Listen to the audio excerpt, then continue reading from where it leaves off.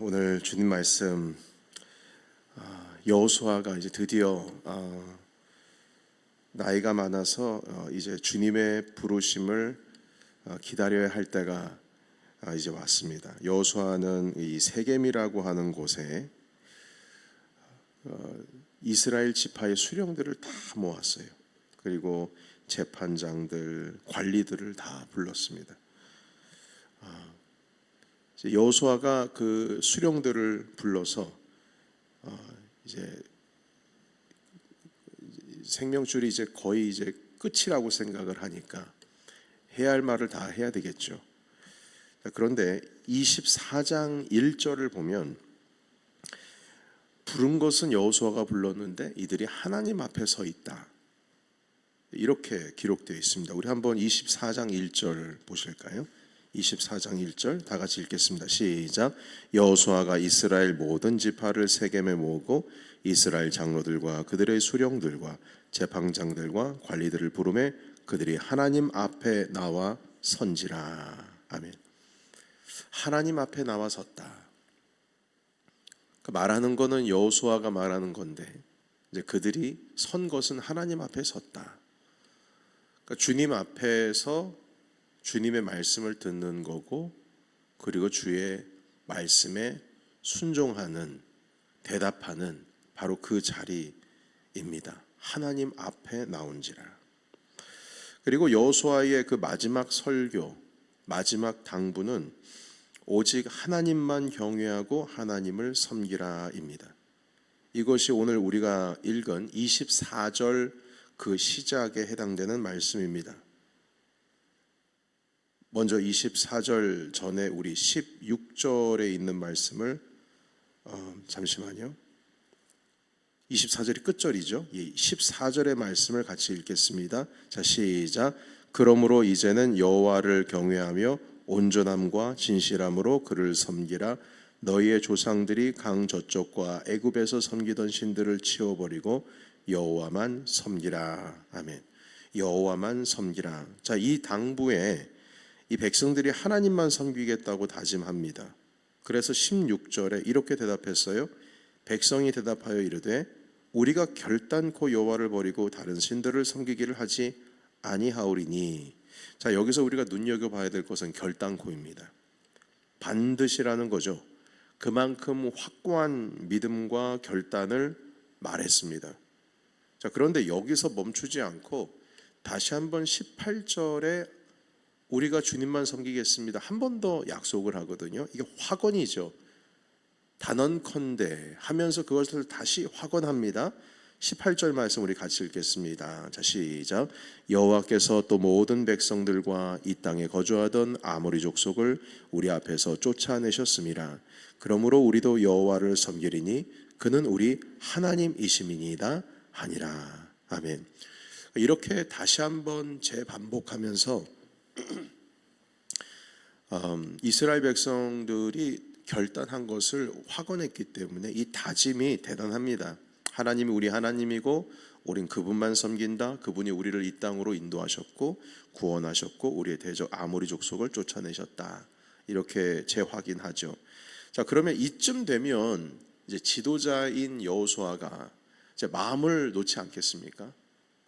이 정도로 확언하고 단언하고 결심하고 결단하고 반복해서 말할 정도면 이제 됐구나. 그런데 19절에 있는 말씀을 보면 좀 예상치 못한 말을 합니다. 너희가 여호와를 잘 섬긴다고 하나 그러지 못할 거라는 겁니다. 능히 섬기지 못할 것이다, 이렇게 말합니다. 능히 섬기지 못할 것이다. 그러니까 여호수아가 이 백성의 말을 믿지를 못하는 겁니다. 그래서 19절에 보면 여호수아가 백성에게 이르되 너희가 여호와를 능히 섬기지 못할 것은, 이렇게 되어 있는데 이것을 그 쉬운 성경으로 표현을 우리가 읽어보면 이렇게 말하고 있어요. 이렇게 번역했어요. 여호수아가 말했습니다. 여러분들은 여호와를 잘 섬긴다고 하나 그렇지 못할 수도 있을 것이요. 자, 이렇게 말합니다. 잘 한다고 하지만 분명히 잘 못할 거다. 그러니까 여호수아는 이미 뒷일을 다 알고 있는 겁니다. 이게 말로만 해서 되는 일이 아니라는 거죠. 그리고 그 이후에 계속 이어지는 것은 하나님은 질투하신 하나님이신데 그렇게 다짐만 한다고 해가지고 주님의 그 마음, 그 거룩하신 그 마음을 여러분들이 얻지 못할 겁니다. 왜냐하면 조금만 잘못해도 우리 주님은 질투하신 하나님이신데 여러분들은 하나님을 섬긴다고 그렇게 말하지만 저는 여호와만 섬기겠습니다, 하나님만 섬기겠습니다 하지만 너희들의 모든 삶 가운데 있어서 하나님이 질투할 만한 하나라도 그 한 조각이라도 발견하게 되면 그건 하나님을 잘 섬기는 게 아니다. 주님은 질투하신 하나님이다. 조그만한 것도 용납하지 못하신다. 그러니까 아무리 잘 섬긴다고 해도 그러지 못할 것이다. 여호수아 선지자는 다 보이는 거죠. 그 뒷이야기가 다 보이는 겁니다. 자, 그런데 감사한 게 있어요. 백성들이 또 다짐해요. 여러분 21절 읽어보겠습니다. 21절 시작. 백성이 여호수아에게 말하되 아니니이다 우리가 여호와를 섬기겠나이다 하는지라. 아멘. 아니니이다. 아닙니다. 여호수아님 아닙니다. 자, 그러자 여호수아가 말합니다. 23절입니다. 여호수아가 이르되 그러면 너희 중에 있는 이방신들을 치워버리고 너희의 마음을 이스라엘 하나님 여호와께로 향하라 하니. 아멘. 여러분 이건요 말로만 하지 말라는 뜻입니다. 말로만 하지 말고 행동을 담아라. 거기 행동이 무엇이냐면 이방 우상신들을 치워버리라 이거예요. 그러니까 여러분 이 말의 뜻은 이방신들 그 우상들을 그들이 가지고 있었다는 겁니다. 그러니까 말로는 하나님을 섬긴다고 해놓고선 집안의 구석에는 우상 하나가 있는 거예요. 여러분 우상은요 여러분 우리가 생각하기를 무슨 법당의 불상처럼 어마어마하게 큰 거 이렇게 생각하시지 않습니까? 아닙니다. 그때 당시에 우상이라고 하는 것은 뭐 손에 하나 잡을 수 있으면 되는 그 정도 크기가 우상이에요. 신주단지보다 작아요. 그냥 조그만합니다. 그거 치워버리라. 하나님을 섬긴다고 하면서 집안의 구석에는 그 하나씩 있는 거죠. 하나님을 섬긴다고 거창하게 말하고 있지만 벌써 이방 문화가 그들의 삶 가운데 들어와서 섞여 있어요.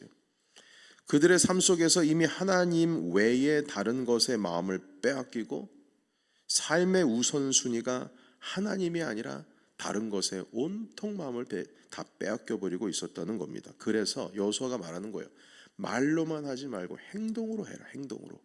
너희들 가운데 있는 이방 우상신들 그거 다 치워버려라. 그리고 한 번 더 다짐합니다. 24절 마지막 절이죠. 우리 같이 읽겠습니다. 시작. 이 백성이 여호수아에게 말하되 우리 하나님 여호와를 우리가 섬기고 그의 목소리를 우리가 청종하리다 하는지라. 아멘. 말이 아닌 구체적인 행동으로 나타나야 합니다.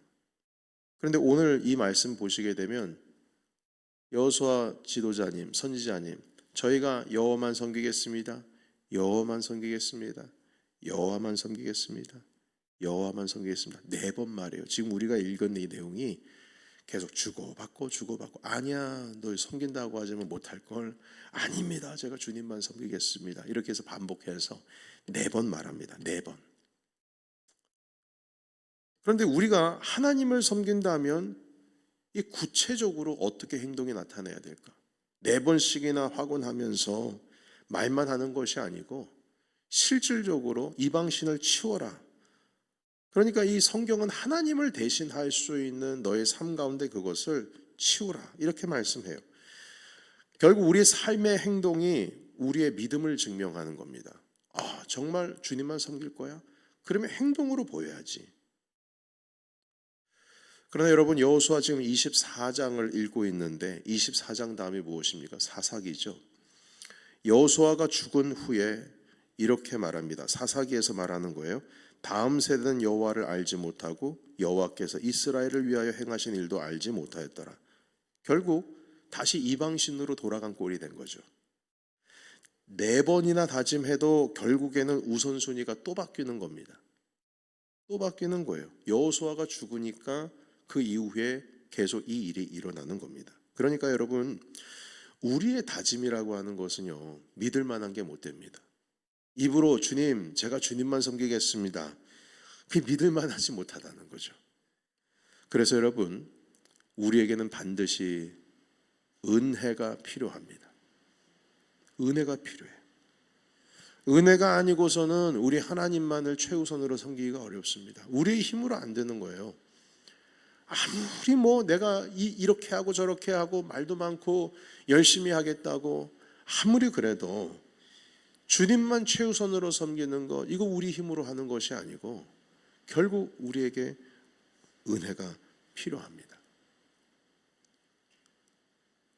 우리가 주님의 말씀을 잘 지키지 못하고 주님의 말씀에 청종하지 못하니까 결국에는 우리 주 하나님께서 예수 그리스도를 우리에게 보내주셨잖아요.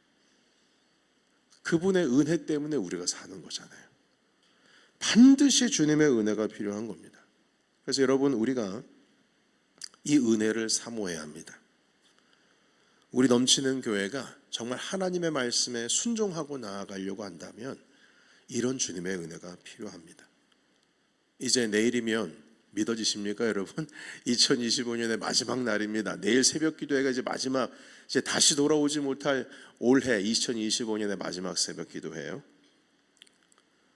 우리 넘치는 교회에 하나님의 은혜를 달라고, 예수 그리스도의 은혜를 달라고 우리 함께 기도하시기를 축복합니다. 하나님, 이 새벽에 은혜를 주옵소서.